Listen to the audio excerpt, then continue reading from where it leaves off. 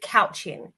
And I always quote Dr. Maya Angelou when she speaks about the power of words, and she talks about one time at one stage in life we'll be able to actually, like Dr. Carlton says, data is important. We'll be able to measure the power of words. Words are things, I'm convinced. You must be careful about the words you use, or the words you allow to be used in your house. In the Old Testament, we are told in Genesis that in the beginning was the Word. And the Word was God, and the Word was with God. That's in Genesis. Words are things. You must be careful. Careful about calling people out of their names, using racial pejoratives and sexual pejoratives and all that ignorance. Don't do that. Someday we'll be able to measure the power of words. I think they are things. I think they get on the walls. They get in your wallpaper. They get in your rugs, in your upholstery, in your clothes, and finally into you. And I firmly believe that what we have now is kind of like an intellectual marginalization of business owners, because again, I speak in that space when it comes to when we're talking about the promotion of Black economics and Black businesses. And a classic example of that would be something that I've seen happen recently, where you've got a specific person who is now number one on the power list.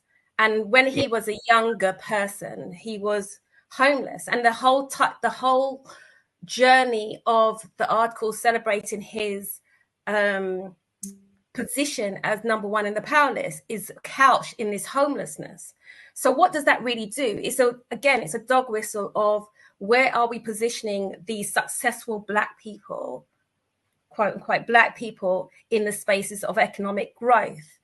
It's a reminder of positioning, and it's a reminder of letting other people know that actually those that are, building businesses, you are often placed in isolation, fear, sometimes lack of trust. And then when you have these messaging going out to you on a regular basis, you lose that confidence, but you also lose the ability to grow successful businesses because you're not going to reach out to anyone else. You're not going to be positioning yourself in a place where you're likely to fail.